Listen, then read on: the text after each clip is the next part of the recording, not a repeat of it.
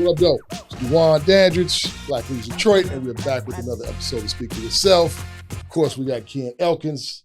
What's happening? And super special guest, a good friend of mine, brother, the Kirk Mayes. What up, though? What's up, brother? What's going on? You got it. So, Kirk, the way we typically kick it off is we like to invite our guests to introduce themselves, right? It's like I know you've been introduced so many different ways, so many different places. But if you were to introduce yourself to our audience, how would you want them to know you? Yeah, I'm Kirk Mayes. I am simply a son of Detroit. I have been raised by Jamaican parents, born and raised in the city of Detroit, born at Hudson Hospital, went to private school my whole life up into Michigan State, and found a love for serving my community. And after many years of service as a servant leader in Detroit, I'm proud to say that I've been a part of the fabric of what has made Detroit a great place today. So I'm just a regular guy who's a citizen, a father, a son, a brother to a lot of people who didn't live in my house when I was growing up, and you know what I'm saying, and sisters who didn't live in my house as growing up. And just a regular cat that, you know, tries to look around the corner a little bit before everybody else. That's what's up.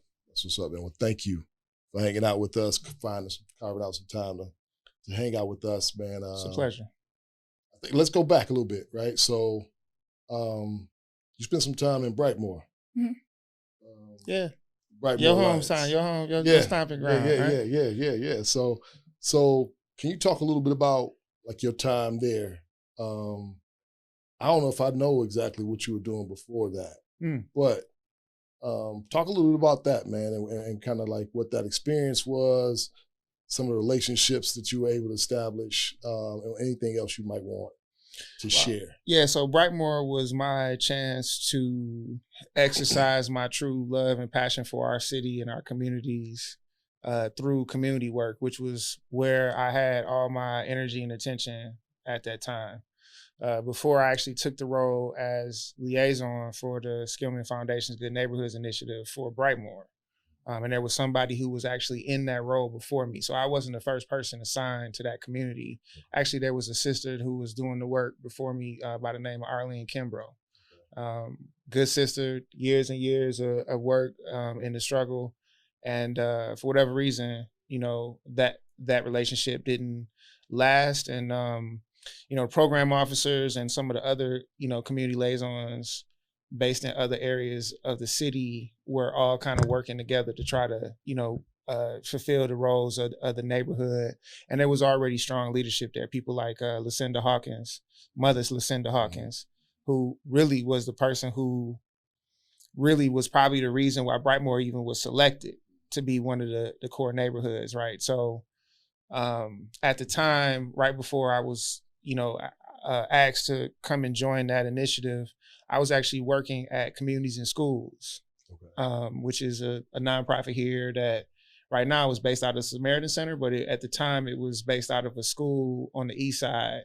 And there was a guy by the name of Charlie Anderson that was running it. And I met Charlie as someone who I was looking to for mentorship and trying to help me understand how to get a better foothold into the nonprofit world.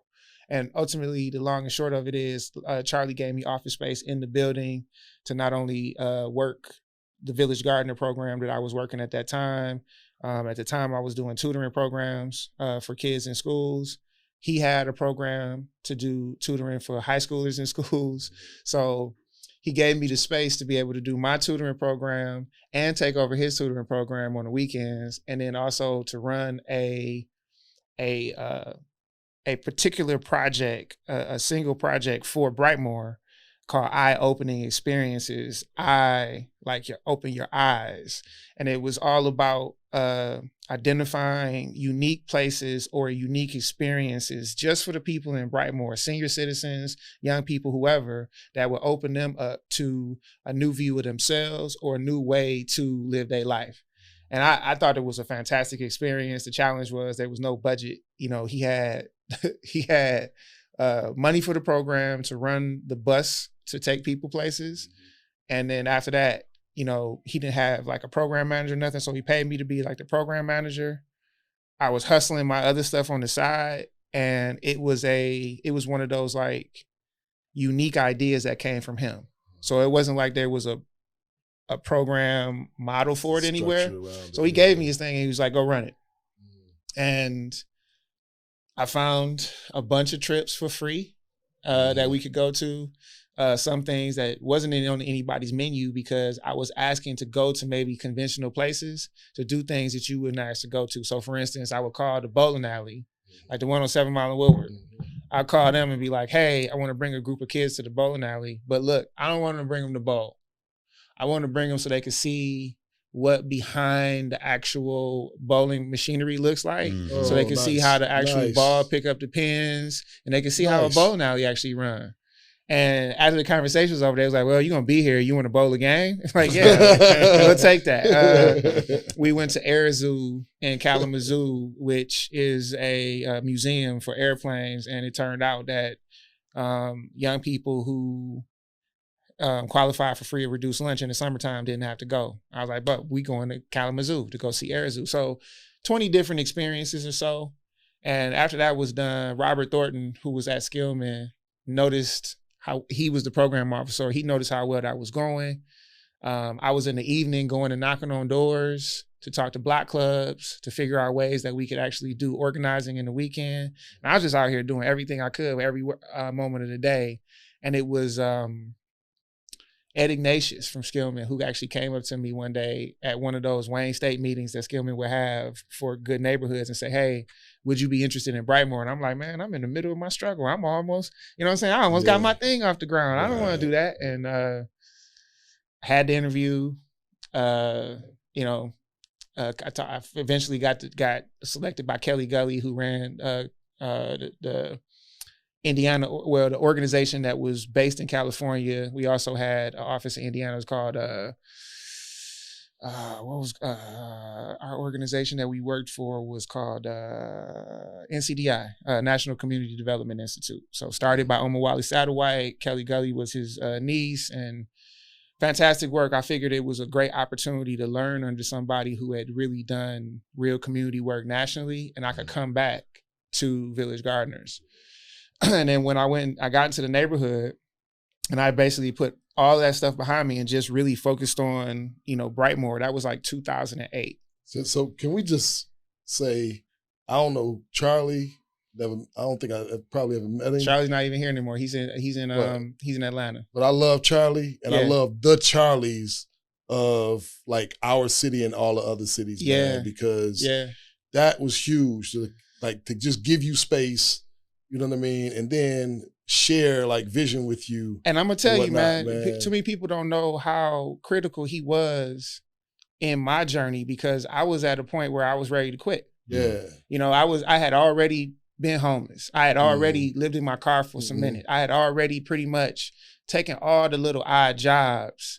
And I remember like talking to my mentor, Mr. Brown, and I had got somebody else a job with communities and schools out here trying to sell insurance and do the nonprofit work. And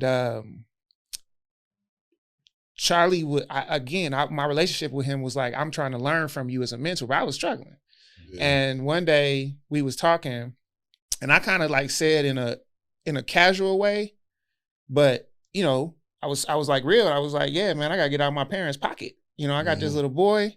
My son was like 5. I was like, he's 22 now. I gotta get out their pocket. And he was like, what do you mean you gotta get out their pocket? Like he stopped the conversation. Like he listened He heard you. He heard that. And he listened to me. He's like, what you mean you gotta get out? I thought you was doing the insurance. And I was like, I am, Charlie, but I can't think of nothing but this every day.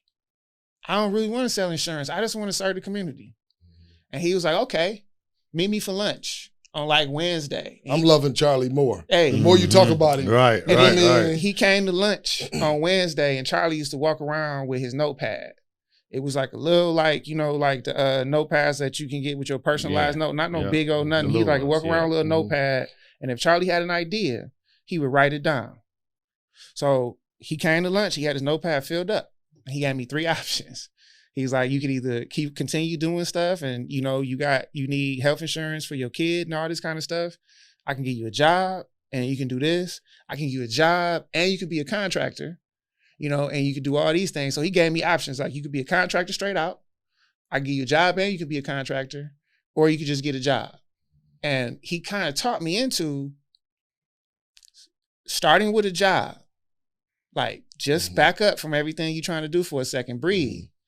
Get back on your feet.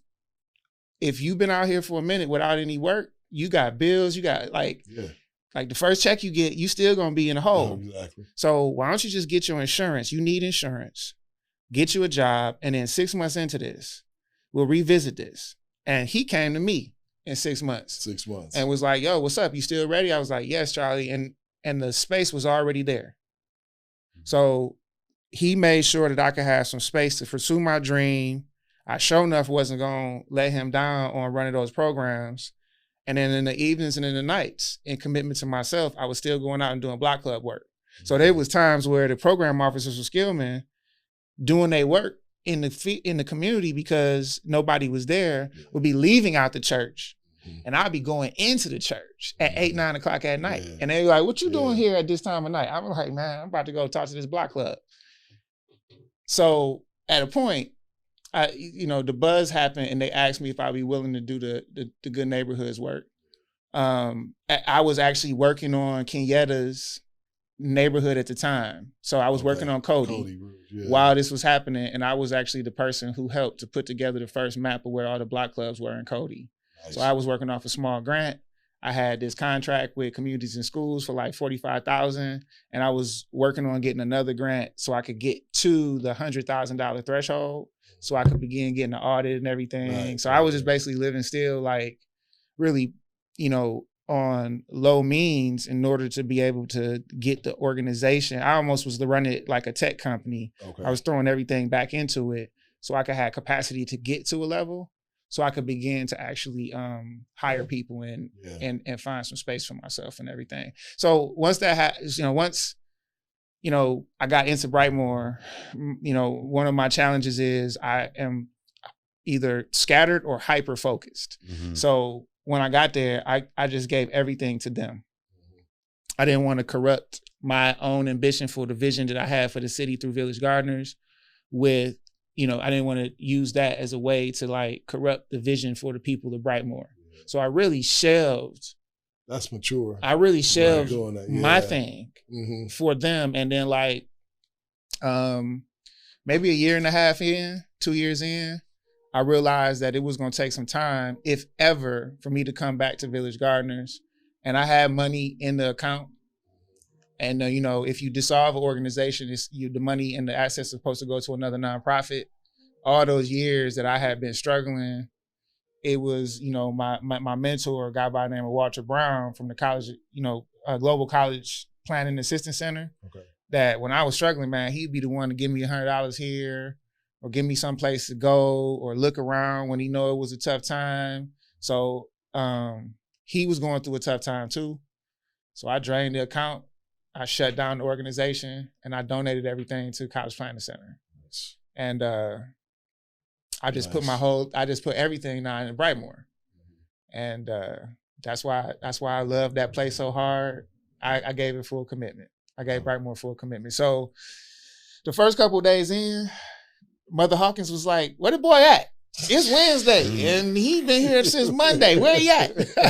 And I was meeting with her by that Friday, and the meeting was essentially her telling me her story.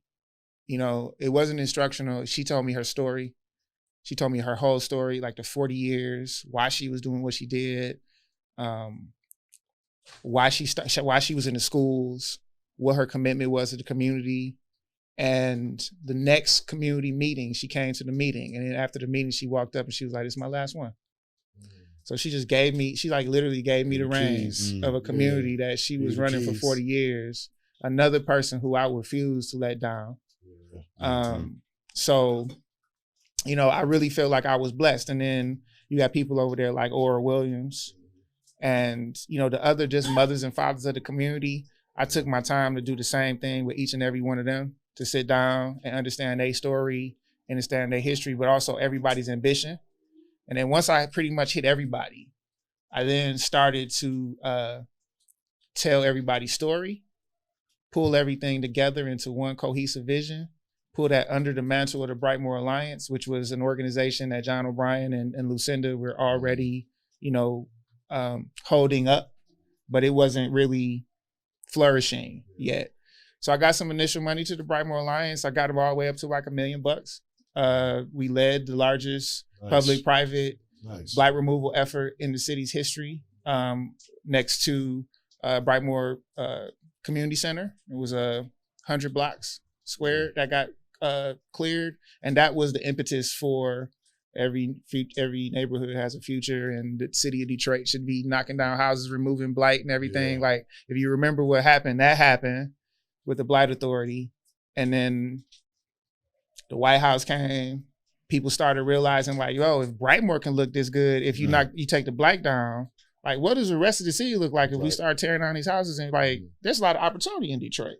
So, Brightmoor not only helped me to be a part of the fabric of how the thinking process has been going on and how we developed the city specifically for people who are the most challenged in this turnaround process, but it also put me in a position where through their struggle and through their heroism of just holding up their neighborhood, we were able to kind of like terraform and change some of the initial plans was set to steamroll areas like that and re-envision it based off of economic interests and not building community in some ways. And I think that effort that I was proudly a part of really helped to, I personally think I really helped to, start a new era of community activism, neighborhood work, and a different level of neighborhood work. Not to say the Skillman Foundation didn't really light a fire, but putting the 6 of us on the ground, me, Adisa Cheney, Maria Salinas, Quincy Jones, Kenyetta. Yeah. It really, and then North End, we had Lamont Cole and a couple other people who was over there. It really did start something that laid a framework, I think, for all the actual work that you see out here now that's actually the neighborhood-based work. And I feel 100% blessed that I've been able to do that in my life. Yeah, that's dope, man. I mean, you can see the impact and the benefits to those communities that you named, right? Yeah. It's like sometimes I'm concerned that as we get farther and farther away from when you were there, like the people that are there doing work now, they don't remember what happened. Like there's a part of that. There's a part, especially as we're having conversations nationally about what to teach and not teach in schools, history-wise, right? Like that part. That part. And there was other people on the ground. They just didn't have as much funding, right? Like for instance, like Kim Tandy was over here, like this particular community in like Mary Grove or whatever. This was like one of the only other communities that had somebody that was like the neighborhood person, right? That wasn't supported through an initiative. So really hats off to Kim, because while we was over there like kicking butt, she was one of the people who was already here and wasn't getting any funding from anybody. So, it was great to see her get picked up with the Department of Neighborhoods because a real professional on the ground was able to actually continue her work in a more supported fashion. Yeah. But because we had the dollars that we had available to us through Skillman, and then some of us were able to get other dollars through other foundations, it changed the nature of the conversation. It changed your ability to bring people to the table. And ultimately, with some vision and some coordination, we was able to do some stuff that really stuck and still making a difference in people's lives. So it's great to just be a part of the time. Yeah, no doubt. So then you went and did something else. So immediately after that, I went to the mayor's office for like 6 months. Okay. Yeah. Okay. So what were you doing at the mayor's office? I was a deputy for economic development. Okay. Yeah. So I was actually working directly for, the mayor's office of economic development, whatever they call it at this point. It never was called in there. Right. It was like the jobs department or something, the Department of Jobs or something. So that the person who led that is a guy named Tom Dwan. So I was Tom's first deputy. Tom, you know, who's actually the CEO of Mary Grove Conservancy. So he's here now. Yeah. Is that young Tom or older Tom? Is he former Lions Tom? Yeah. Okay, so that's his son. Oh, so it's his son. I worked for his dad. Gotcha, you worked for his dad. Yeah, right, yeah. Cool. So, so that was fantastic. I was only there for 6 months, but to be a part of the Duggan administration in the first 6 months, it was definitely a special time. Like, no matter what happens going forward, like nobody's going to know of the things that was happening in those early days, right? That probably had to feel like you was inside a tornado. Oh, right. It did. There was definitely this realization, like going to bed after a crazy meeting and getting up at 7 o'clock in the morning to go to another crazy meeting. It was like one day I sat in the office. I was like, this ain't gonna stop. This is how it is. Yeah. Like, this crazy. Oh, this is it. This is the pace, right? So it's definitely hats off to the people who are working in, you know, public service on that end. Yeah, the jobs truly aren't easy jobs. They're not relatively lucrative compared to other roles that you can take on. So it's not like somebody's up there to get rich or nothing like that. And it's stressful. It's more stressful than your typical assignment. And on top of that, you know, if you try to work hard, play hard, you play hard too much. You know, it's a limit to even that, right? You can't just be caught at the bar, you know, de-stressing from your day if you got like one of these big political assignments. So, you know, everybody's human. And the challenge is no one expects you to be human when you're in those kinds of roles. So it makes it even tougher, right? So lots of respect for the people who are taking on those roles, for the stress that they have taken on in that. But I say that and I'll stop there. But yeah, it was definitely an education. It was definitely an education. Yeah. No doubt. Yeah. And so then, then I you know, as I was there, I was approached by a search firm about the role at Forgotten Harvest. And after about 6 months in the mayor's office, I went through a 2-month or so interview process and was offered the role to run Forgotten Harvest. And then from August of 2014 to just this last December, about 8 years, I served as chief executive officer for Forgotten Harvest. Yeah. So that's that's like a lifetime the way positions go now, right? About 8 years. Yeah. I know people that are like in 8 spots in 2 years. And I was offered really prominent, really cool roles while that was happening. Roles that you would know of right now. And it was like, hey, let us know if you want it. And I was like, no, I got something over here that I think is really going to be cool. And like, even like the first 6 months in, I was telling people, no, I already got my vision for what I want to do here. So I got to finish this now. Because if I don't do it, nobody's going to do it. And early on, that was 100% the fact. If I didn't stay through the first couple years, all that build up would have just disappeared, because there was a significant period of time just getting everybody to see what I was proposing. And even in the chief executive's role, that's a major institution. It's a lot of moving parts. It's a lot of people who are already married to certain a story, who we are, what we're made of, why we're made of this. And I'm coming in to say we could be better, but we got to change some of this stuff. And it's like, why change? Right. So everything from team members to board members. You know, I lived that whole story. That building is sitting over there right now.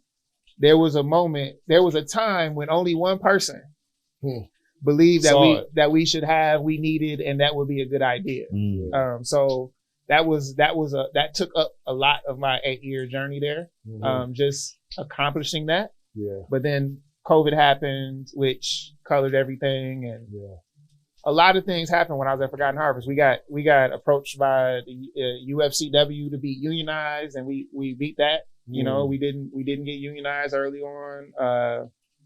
I did a lot of things, and you know what I didn't even realize until it was all done, as I sat back after I got home a little bit, I was just like, wow. And I'm sitting here kind of expecting people to be like, look at the accomplishment and then look at me and understand who I am because you can see the accomplishment. But the truth of the matter is, most people, if you didn't work with me or for me or with me on a daily basis, nobody saw this. Right. Yeah, bro. So nobody saw what happened. I will actually confess to that. Right. Because you made it look like you was chilling. Yeah. I'm saying, like, I would see you and you would be helping somebody else with whatever they working on. Yeah.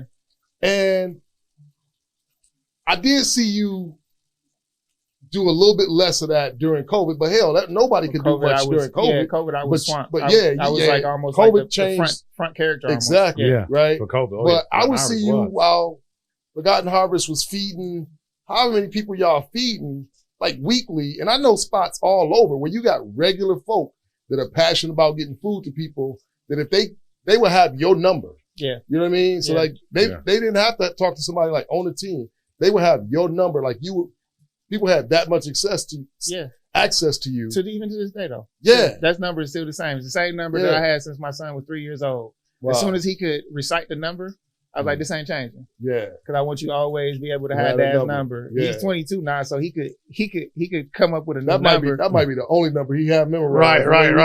Probably That's exactly right. I always wanted him to have the number. So I was like, I'm about to be like my parents and just have that number that never changed. Right. So I've always had that. You can probably, I won't say, you can probably Google my phone number actually, and you probably come up after a long enough search. You know what I'm saying? So, man. But yeah, so I say that, like, I understand how people didn't know, like, how dynamic a person you are, a leader you are, and the job that you were doing. Now, people had to recognize, though. Well, the accomplishments are hard to not pay attention to. But it's like this. It's like, imagine if we went through the last 20 years and every athlete that's your favorite athlete, let's just stay with basketball for just for to make this easy. Imagine if you only heard of Jordan's games and Steph's games and LeBron's games on the radio. Okay. What if you only had their stats? Mm-hmm. What if you only could actually get the written report after the game? Yeah. How would you know how sweet that dunk was? Yeah. How would you know after the struggle of everything what he did to break this one dude's ankle in the middle of that play? Yeah. All most people get the chance to see is the fact that he scored 25 and 6 and had X amount of rebounds. You know, the sin to that is, on paper, as an accomplishment, there's probably a lot of people who can score 25 and 6 and get X amount of rebounds. Yeah. But they don't understand that 25 and 6 that Jordan just scored on this whole squad, how he did it was absolutely ridiculous. Yeah. You had to see the game, right? Yeah, yeah. So I'm here like, look at all these accomplishments. How could you miss this? But the truth of the matter is, if somebody just looking at stats, and they actually think that they can accomplish those stats, even if they haven't accomplished it, it's still something like they hold back on. It's like, well, I'm almost there. You know, one of the things that happened that made me be like, is people even paying attention? Is like, Cranes has the list of nonprofits, right? Your list of your biggest nonprofits or whatever it is by revenue and all that. Right. Forgotten Harvest got to number 1. So, wow. Number 1 on the list. And so I'm just gonna ask. Tell me the other black person who's been number 1 on that list. Right. Right. Yeah. Now, I got the actual list when I was number 1. It was like a bonus issue. And then when they came out with the list for the bigger issue, they put it under they put it under a hospital, and then they put it under an organization that does the electronic checks. So they're always number 1 on the list. Right. There's an organization that pretty much certifies the safety electronics. Okay. And they're a nonprofit. it's like $100 million plus organization or whatever, cash, because it's like, you know, and whatever. The hospital's classified as a and the hospital is not, but they don't really typically put the hospitals on this list. Okay. And in this particular instance, they did. After that bonus issue came out with Forgotten Harvest is number one, I took a picture of it and I got a copy of it just so. Right. And that's something. That's then it came out we was number 2. Because they put that other organization on top of it. And I was like, well, still, this is still a number 1 spot for a social service organization. Right. And look, it's COVID. It's Mackenzie Scott gift came in. The food is in it and all that kind of stuff. So I have my own way of checking my own ego. And again, I didn't put it on social or nothing like that. Mm-hmm. This is my personal kind of like recognition. Like, wow, I'm number 1. And then the question it was like, has a Black person ever done this? Mm-hmm. And I don't ever compare myself like on a Black leader or this, that, or the other, but no social service person has ever done it. If you ask me, just inform me. I'm not sure. And we're on the list for like, we don't have fact check. Like 100. We're working our way up to it. We have. No, I'll get it for you. You can check it though. I can send you the thing. But we was on the list for like $140 million. Yeah. Right. And I go home and it's quiet. You know what I'm saying? It's just like, hey, what up? You know what I'm saying? And so at a point, you just keep on working, bro. Right. At a point, you just keep on doing the work. Amen. You just keep on getting it done. You just keep on doing the things that's necessary that people do pay attention to. Yeah. And the thing that people do pay attention to for sure is making sure that they get what they need when they show up to the place. Yeah. So as long as we can make sure that everything is good, the truth is, I think if you look at the story, you listen to my story and everything, I mean, there's a lot of evidence that I was given a God-given gift and talent. Mm-hmm. So no disrespect to the fact that sometimes the stuff look easy, but it's because, you know what I'm saying? Yeah, but I came through a path that made it look that prepared me well. But people don't realize the Charlie story, right? Charlie, I got a you know lot what I'm saying? of It's like that. Like that is a huge part of like your story. Most of us that are out here doing anything, but those are accomplishments that a lot of people can even point to. Right. Yeah. Right. It's like during the pandemic, like having the up the ante on amount of people that y'all feeding, keep the people that were doing the work safe. Right. Like, cause you worried about like people were dying then. Right. And not one person got COVID during during that period of time. We got people who ended up getting it after everything started to die down and everything. But during that crunch time, when everybody was scared and everybody was in the house and nobody wanted to come outside and everything, before everything relaxed, not one case. That's amazing. That's amazing. The interesting thing too, at an organization the size of Forgotten Harvest, and organizations that big is ran and led by people of color, especially Black people, all eyes are on them. Yeah. Right? Yeah. Because of the board of directors, because of the donors.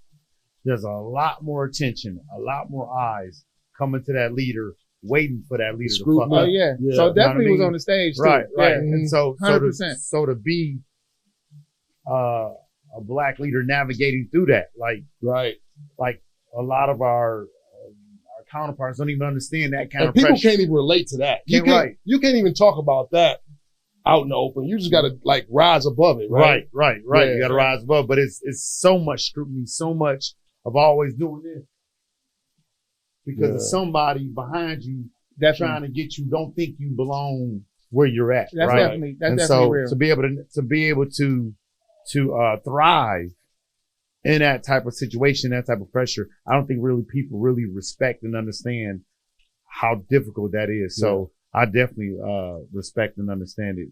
Appreciate it. For sure. Appreciate it. And you know, I gotta be honest too. When our partner passed away, when Marlo passed away, you know, whatever anybody thinks or feels, I miss him a lot, but I don't feel like he left me alone. Mm-hmm. There were certain things that just happened that I would just be like, wow, man, how? Yeah. Like, how did that happen? You know, you got a lot of days that add up of a lot of good things that add to momentum and everything, but when everything just started falling in line, you know, almost perfectly. Timing, walking in the room at the right time, like picking up the phone at the right time, looking at the email at the right time, like following your instincts and being led to the right place. Yeah. There was definitely things that felt like there was divine intervention. And it's been like that in some ways throughout my entire career. But going through COVID and going through like that, the weightiness of what everybody was going through and how important it was to deliver for everybody, I wasn't paying attention to the pressure. Yeah. It was too important to just get it right for like the very real people that I always started this work out for. So, the thing that I told somebody the other day that nobody actually realized is every time I answer the phone, every time I answer one of those questions, every time somebody asks me for help, I am petrified that I don't know the answer. Mm-hmm. That I won't be able to help you. Yeah. That I'll be the person that you thought was going to be the one that will get me what I need, but I failed too. And luckily, somehow, some way, I haven't met that day yet. Yeah. I haven't got to a place yet where I'm totally useless as a value proposition to somebody who comes to me and say, I need help with something. If I don't have the answer, let me help you get to the answer, but let me also give you my problem solving intellect.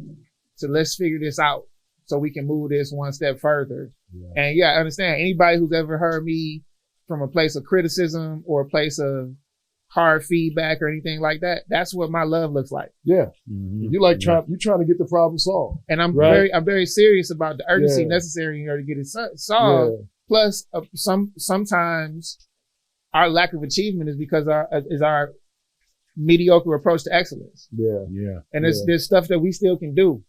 Yeah. And sometimes we stop further than we need to and be looking for help because it's tough. And I understand that. But there's a certain capacity that's necessary in order to pick your stuff up and pick somebody else's stuff up too. And that's what some of those early days are there for.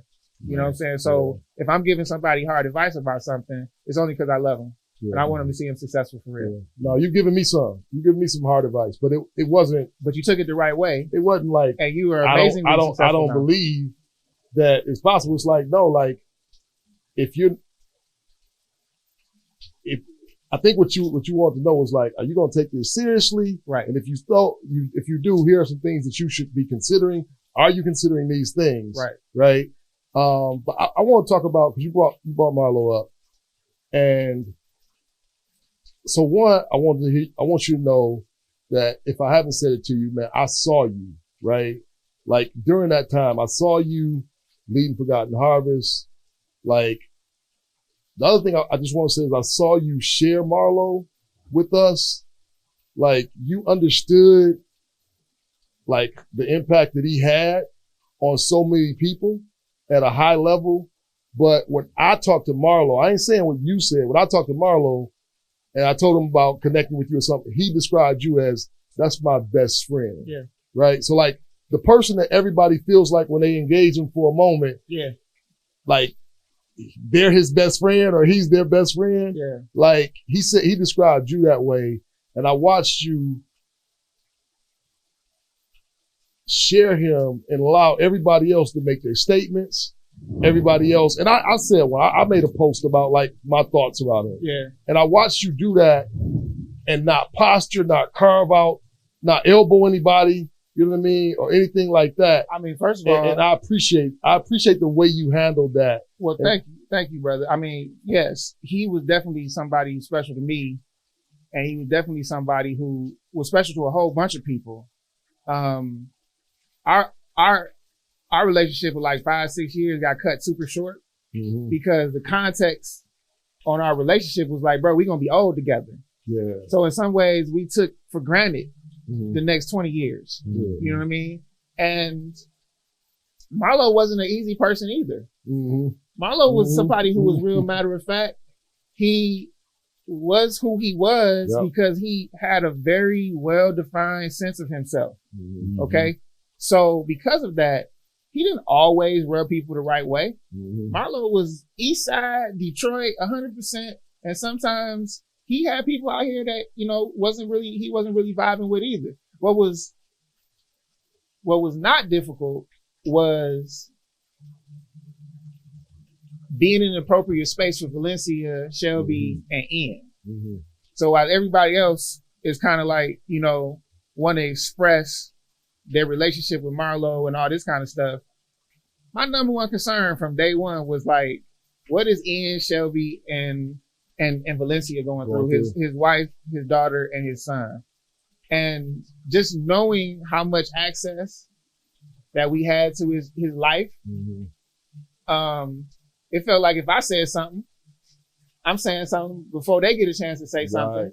Right. So I'm not saying nothing until they get a chance to say something. Yeah. Let me go over here and see if I can help. Yeah. That's where I tried to do my best, and I'm still trying. I can do better, but I'm still trying to, the circle of guys. We still try to take the kids out and try to get V a night so she can go and have her time or whatever.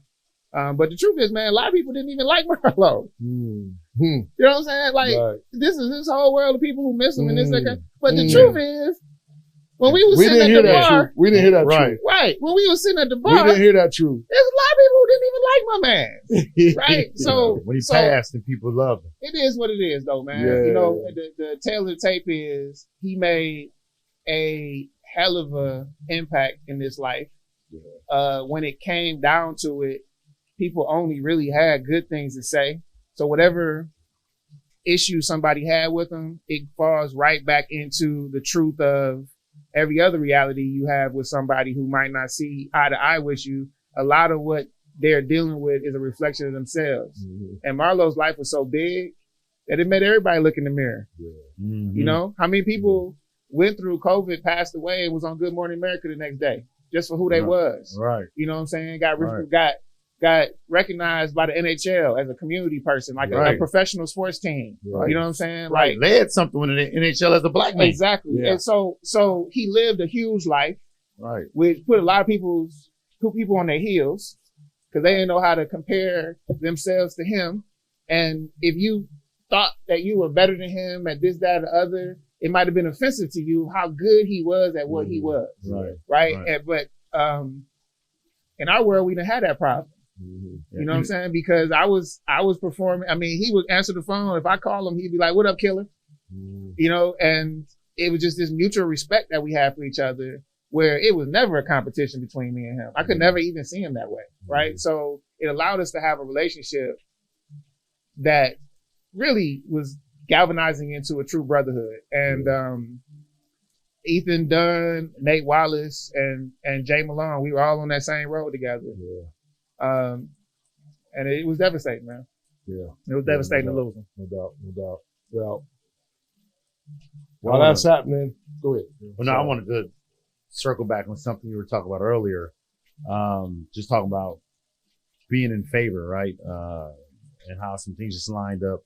You mentioned Marlo in that statement, but I would also say what I observed with you and how things fall into favor and what we don't do enough of is living with an open hand, right? And what I mean by that is I think sometimes we all use our connections as currency, right? Like what would you do for me to give you this? Right. And that's not you. I've never seen that. I remember one time when we were at Mackinac, you were at a table with some guys handling your business for Forgotten Harvest, and you invited me and Dwan and called us over into that conversation. Right? Like, hey, what's up?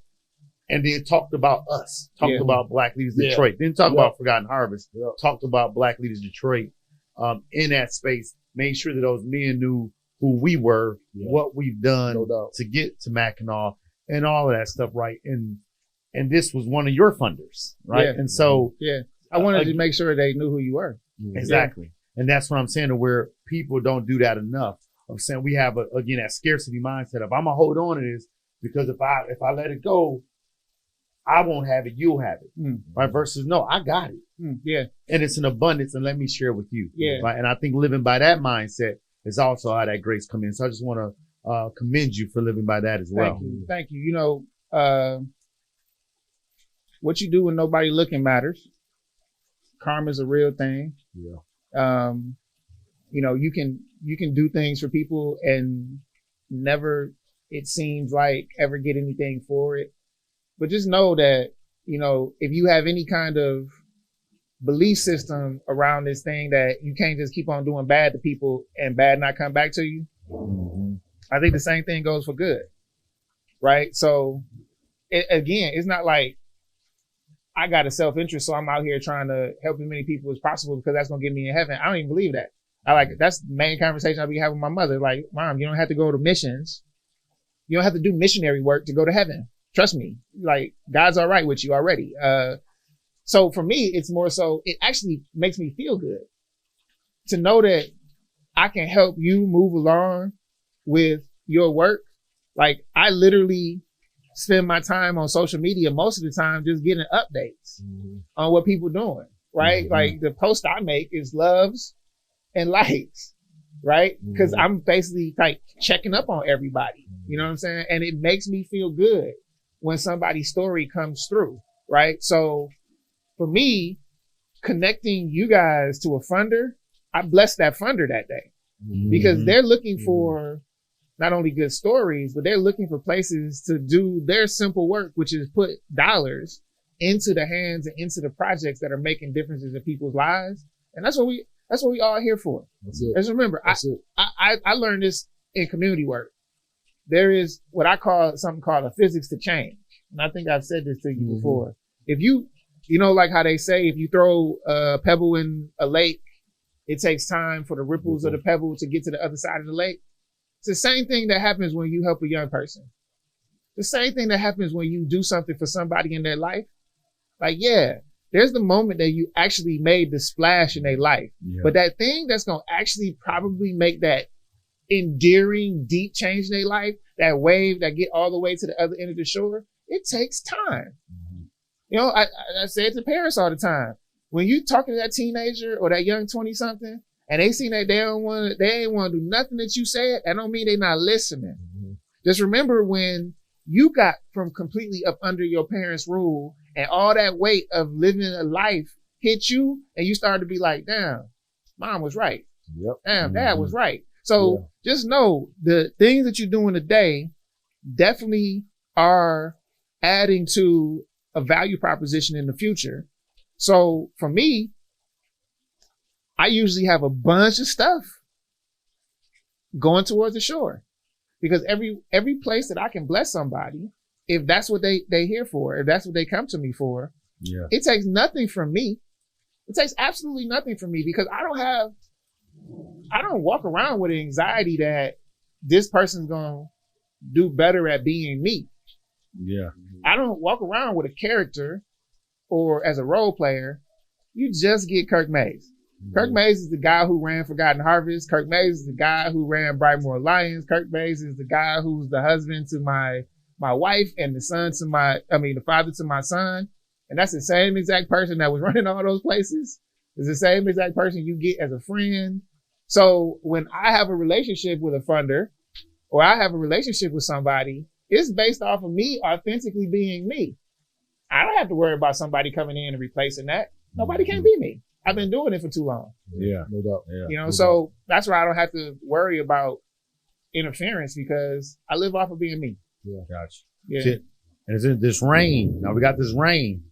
Last time we was in the rain was when me and you was riding. And we called you. We was riding the bike. I think the words he said, he was like, I could call a lot of people, but I can't call many people right now and be guaranteed that they're going to come and pick me up. Yeah. And you came, you rolled around and picked us up, dog. You rolled around. Doing everything I was doing with a mouthful of stuff to talk to. Like, man, what you doing out here? And the fact that you are, like, my words, the black Batman, I knew that you were, I don't even know if I knew what you were driving. I knew you would have something I came with that could the right get us stuff. Right. And our bikes to safety. To safety. I wasn't worried about it. Let's not forget though, know that when I came, I was like, so why am I picking you up again? Because it stopped raining. Like, no, in the rain. I was like, I've rode in this before. Oh yeah, that's right. That's right. You did say that. You did say that. It was coming down in sheets like it is right now. Right. You're like, oh, y'all couldn't ride through this, but you showed up though. You showed up, and we would have, but I was like, no, it's not. Wow, Kurt. I'm about to hit Kurt up. Right. Yeah, but you showed up for us, man. We appreciate it. You laughed at us, but you showed up. Nah, man, it was all in jest because you should have wrote it that anyway. You should have wrote that anyway. Oh, good times. But so what you up to now? Like, what's going on in your world? Are you still kind of like figuring it out, or are you working on a master plan? You ain't ready to reveal it just yet. Yeah, if not, we don't want you to. No, I share. You know I share big picture. We ain't pressed for big. No, I share breaking news. I share big picture. I mean, my long term ambition is just to be able to have the freedom necessary to be able to go where I want to go in the world whenever I want to, and have enough resources to not only live and sustain the life that I've already been blessed with, but to be able to continue to grow. You know what I mean? Yeah. So my financial goal is to live off of a balance sheet, right? So this phase of my life, and appreciating that I'm one of these people out here that at 47 years old, I can honestly say that bucket list that a lot of people have, like my bucket is kind of empty. So I got like one last thing in my bucket, which was like that personal kind of like earning goal. And it's never been like really that big. I picked it when I was 12 years old, and it feels like now is the time for me to address that. And it's not something that I see as a pathway. It feels to me as personal, not as service. So I do feel like I've accomplished as much as somebody would reasonably be expected to accomplish in my work in service in the city. Plus, this is the city I grew up in, so it's not like I'm just interested in going to anybody's city and doing the work again. There's a literal love and passion that I have for the people here, and I believe it's a part of the secret weapon that made me as good as I was here. My next stage, I really am interested in raising enough money where the capital investments that I make every year, I can live off the interest of it. So there's a number that I'm shooting for. Okay. Once my bills are paid, I'll have a dollar amount of per diem spending amount for every day. Okay. Right now, I have a portfolio company that I created called KBM Ventures, which will house all of my different activities. Love it. As each activity becomes a standalone, I'll strip it off and start a standalone business for each of the activities. But right now, they're just business units was inside of KBM Ventures. Okay. Primarily right now, I'm consulting because I have still a lot of expertise and knowledge that I can give back to some of the projects that are still going on out here. So there's 2 consulting projects that I'm working on right now that will, take care of my needs for the next year or so and won't give me too much work. And then, the rest of it is doing things that not only allow me to like express my creativity and have some fun, but things that are portable, things that I can actually do in Africa and do in Jamaica, so that when I'm ready to get on a plane and go somewhere for X amount of time, I could probably even start something or, have something that's here that at least got some kind of streams coming into my account. But I'm not looking to become, I'm not stressing myself to become a billionaire. I'll eventually raise millions in order to have a quality of life that I'm looking for. And then once I'm there, everything I do will be based on the value of it to my heart, not my pocket. Got you. Love it. That sounds like a master. The outline of a master plan. That's what it is. It's outline. I got a little couple pieces in there, and as each one of them kind of gets to their starting points and we ready to promote them and everything, I definitely want to come back and talk about it. You know what it sounds like to me? What? A cover-up. Being a black Batman. Black Batman, right? He can't disclose too much when he's the Black Batman. That's what it sounds like. So what's interesting? That's what's interesting. I do think that a part of manifesting visions is not just about having a vision for the project, but if the vision is actually with you in the middle of it, you have to become the person in the middle of it.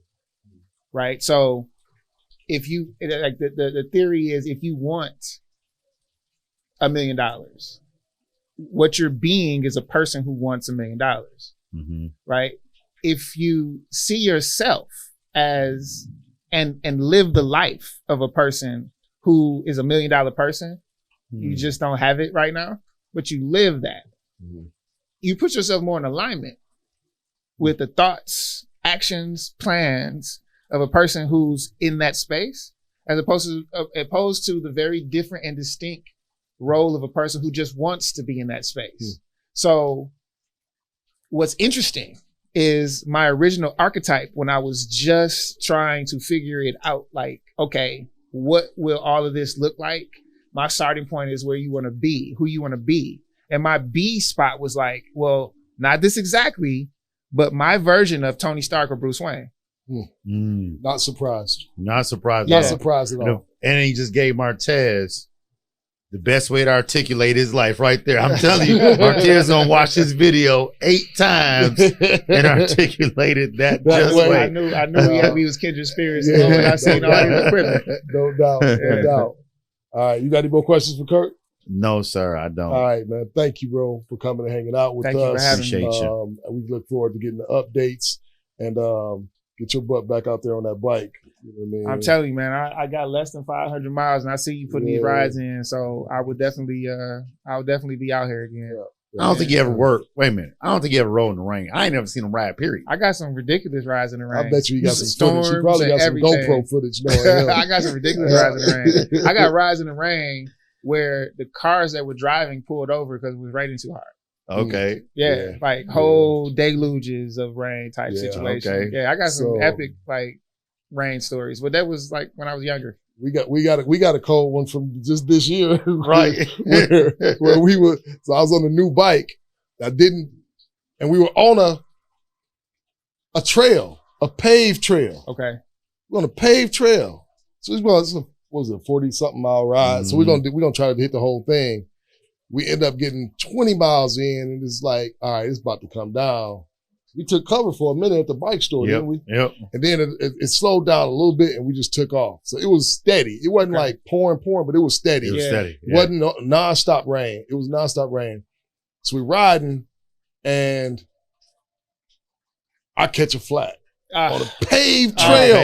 Paved trail, no glass, no pothole. About 15 miles away. About 15 miles away from the end. I tell you what, though, you see that tire? You got to put some air in them tires. Yeah, that's a request. He ain't been on the bike since we got back from Mackinac. Okay, right. Well, that's a request for a flat. Oh, for sure. Yeah, for sure. You got to put air in the tires and make sure they don't flat. Yeah. You know what I'm saying? So, bruh, I catch the flat now. We 12 miles away from where we parked the cars at. So you got to change it. Yeah. Well, no, I have a flat. We didn't have no toolkit with us. Wow. We were just out there trying to ride light. Yep. And we out like in a place where we're the only black people that I saw. Yeah. I didn't see any other black people. Yeah. So we're trying to figure out where's the closest like place I could just sit up under some shelter. Long story short, Ken had to ride back to get the stuff. to get a car. Yeah, to get our car and drive back. And I had to walk like a mile and a half just to get to a road that he can pull up on. Oh wow. You know what I mean? Yep. Pushing the bike in the rain. Oh wow. And it was one of those things. And it would start getting cold. Yeah, he was out there in the rain freezing. But it was like, what you gonna do? We was frozen though. We were frozen. Like, that's one of the things where you tell your mind, people have survived way worse stuff than this. Yeah. You are uncomfortable right now. That's right. That's where you are. That's right. And you just have to deal with it. Right. So that's where we was. And I was like, there was a part of me that was like, Ken, you should really let me ride because I'm faster than you. But it was me that got the flag. Let me ride. You sitting on the ground like, well, I'm going to ride, buddy. I've been there before. And probably the story that I have that's comparable to that like not the same, but in some ways it was worse to me because it was getting dark. It was the end of the season, so it was getting cold. Mm-hmm. And I was at the end of like a 50-mile ride, and I was going around Belle Isle. And right at the, when you're going past the beach and it's that little pothole. Yeah, that little hole. I hit that boy because it was getting dark. Yeah, you can see it. And I couldn't see it, and I hit it going like 20. Whoa. So luckily, it just blew my tires. Okay, right, for sure. But if you ride Belle Isle consistently, you know that. Yeah, you know exactly what hole you're talking about. It blew both tires. Oh, both. Wow. And I messed around and pulled up right next to the slide at the thing, and I'm calling my wife. Man, that seemed like the longest. Seemed like the longest ride for her to get to me because I was freezing. I was dead. Like I couldn't stand up straight. Like I was. Yeah, you at the end of 50 miles. I was my butt was hurting. Yeah, I couldn't stand up straight. Yeah. My legs started to cramp. Yep. And it was just like every minute was like. I know you really wanted her to drive backwards, not ride around the whole island. Man, I was like, make that left. Yeah, I was like, just come. I was like, just make that first turn at the thing, and then come down the back way, and because you know, it's all about suffering. Yeah, it's all about figuring out how to like being able to get through the suffering. Yeah, no doubt. You know what I mean? No doubt. Thank you, gentlemen. Right. Next time we got to talk about AI. No doubt. No doubt. Yeah. All right, y'all. Thanks for hanging out with us. It's been a pleasure to have you on, bro. And we'll see y'all next time. Speak for yourself. Peace.